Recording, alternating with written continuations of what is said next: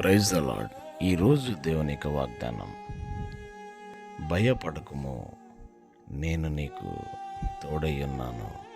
యెషయా గ్రంథం 43వ అధ్యాయం 5వ వచనం. ప్రియులరా, మనము ఆరాధిస్తున్న దేవాది దేవుడు మనకు తోడుగా ఉన్న దేవుడు.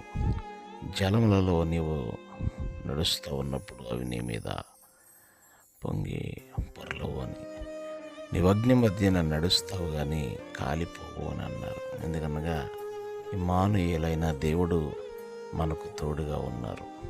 కష్టములో, నష్టములో, ఇరుకులో, ఇబ్బందులో మనుషులెవ్వరు కూడా మనకు తోడుగా నిలబడకపోవచ్చు, కానీ యెహోవా మనకు తోడుగా ఉండే దేవుడు. ఆయన మన కుడి ప్రక్కన మనకు నీడగా ఉండి మనల్ని నడిపించి బలపరిచే దేవుడు. మీకు ప్రార్థించే దైవజనులు డేవిడ్ మినిస్టర్స్ కాజా.